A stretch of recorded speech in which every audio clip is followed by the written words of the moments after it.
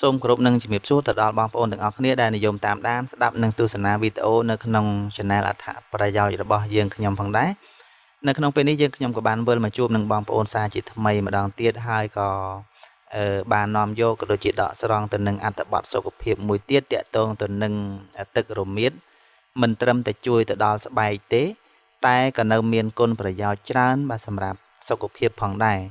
បាទអញ្ចឹងច្បាស់ជាបងប្អូនស្គាល់ហើយទឹករមៀតបាទrồiហើយមើមរមៀតនេះក៏បងប្អូនប្រហែលជាស្គាល់ដែរហើយចំពោះអត្ថបទសុខភាពមួយនេះផងដែរយើងខ្ញុំក៏បានដកស្រង់ចេញពីគេហទំព័ររបស់ Hello គ្រូពេទ្យបាទដើម្បីចែករំលែកអំពីអត្ថប្រយោជន៍ផ្សេងទៅដល់បងប្អូនផងដែរបាទហើយដើម្បីកុំឲ្យខាតពេលវេលាយូរបាទដូច្នេះសូមបងប្អូនទាំងអស់គ្នាមកតាមដានស្ដាប់ជាមួយនឹងយើងខ្ញុំអំពីអត្ថប្រយោជន៍របស់ទឹករមៀតបាទជួយទៅដល់ស្បែកហើយក៏នៅមានគុណប្រយោជន៍ច្រើនផ្សេងទៀតផងដែររមៀតសម្បូរទៅដោយសារធាតុប្រឆាំងអុកស៊ីតកម្មនិងការរលាកព្រមទាំងវីតាមីន C ដែលជួយផ្ដល់គុណប្រយោជន៍ដ៏អស្ចារ្យដល់ស្បែករបស់យើង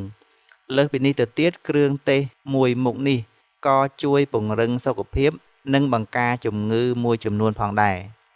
អត្ថប្រយោជន៍6យ៉ាងនៃទឹករមៀតចំណុចទី1ជួយខួរក្បាលការញ៉ាំទឹកក្តៅអ៊ុនលាយជាមួយនឹងម្សៅរមៀតជាប្រចាំនៅពេលព្រឹកគេជឿថាអាចជួយឲ្យខួរក្បាលយើងមានភាពវាសវៃនិងបង្កើនភាពស្វាហាប់ចំណុចទី2ជួយសុខភាពបេះដូងញ៉ាំទឹករមៀតជារៀងរាល់ថ្ងៃអាចជួយកម្ចាត់ជាតិពុលពីឈាមនិងគ្រប់គ្រងជំងឺឈាមផ្សេងព្រមទាំងជួយការពារ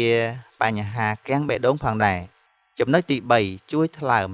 ទន្ទឹមនឹងនេះដែរទឹករមៀតក៏អាចកម្ចាត់ជាតិពុលពីថ្លើមនិងជួយការពារកោសិកាបំពេញមុខងារប្រកបដោយប្រសិទ្ធភាពចំណុចទី4ជួយឲ្យឈាមរាវអ្នកដែលមានបញ្ហាបេះដូងគួរញ៉ាំទឹករមៀតឲ្យបានទៀងទាត់ពីព្រោះភេសជ្ជៈមួយនេះអាចជួយធ្វើឲ្យឈាមរាវនិងបង្ការកំណកឈាមដែលទាំងនេះអាចជួយបញ្ជៀសការគាំងបេះដូងបានចំណុចទី5សុខភាពស្បែករមៀតលាយជាមួយនឹងទឹកឃ្មុំនិងទឹកក្រូចឆ្មាអាចជួយប្រឆាំងនឹងភាពចាស់បណ្ដេញជាតិពុលពីរាងកាយនិងជួយធ្វើឲ្យស្បែកភ្លឺថ្លានិងភ្លឺម៉ត់រលោងបាទចំណុចទី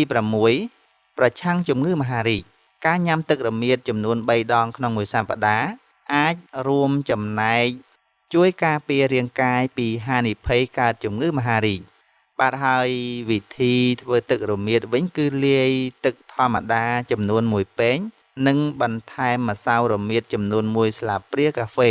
កូរឲ្យសព្វល្អជាការស្រេចបាទបងប្អូនទាំងអស់គ្នាបាទនេះគឺជា6ចំណុចតាក់ទងទៅនឹងទឹករមៀតមិនត្រឹមតែជួយទៅដល់ស្បែកទេតែក៏នៅមានអគុណប្រយោជន៍ច្រើនបាទសម្រាប់សុខភាពផងដែរហើយទាំង6ចំណុចនេះបាទយើងខ្ញុំក៏បានជំរាបជូនទៅដល់បងប្អូននឹងបានបញ្ចប់ទៅហើយ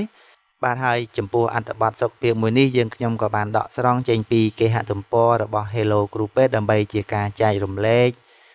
ពីបន្លែផ្លែឈើបាទទៅដល់បងប្អូនដើម្បីឲ្យបានដឹងបន្ថែមផងដែរហើយមួយវិញទៀតចំពោះបងប្អូនដែលតាមដានស្ដាប់ក៏ដូចជាទស្សនានៅក្នុងវីដេអូរបស់ Channel យើងខ្ញុំហើយបាទមិនទាន់បានជួយចុច Subscribe ទេបាទអញ្ចឹងបងប្អូនមេត្តាជួយចុចម្នាក់មួយដើម្បីទទួលបានទៅនឹងវីដេអូថ្មីមុនគេពី Channel របស់យើងខ្ញុំតាក់ទងទៅនឹងអត្ថបទសុខភាពបាទពីបន្លែផ្លែឈើផ្សេងផងដែរបាទអរគុណហើយចំពោះអត្ថបទសុខភាពនៅក្នុងពេលនេះយើងខ្ញុំសូមបញ្ចប់ត្រឹមតែប៉ុណ្នេះហើយមុននឹងបញ្ចប់ក៏សូមខន្តីអភ័យទោសរាល់កំហុសខុសឆ្គងហើយជាចុងក្រោយនេះក៏សូមគោរពជូនពរទៅដល់បងប្អូនទាំងអស់គ្នាឲ្យជួបតែសេចក្តីសុខសេចក្តីចម្រើនគ្រប់ក្រុមគ្រួសារផងដែរសម្រាប់ពេលនេះយើងខ្ញុំសូមអរគុណសូមជម្រាបលា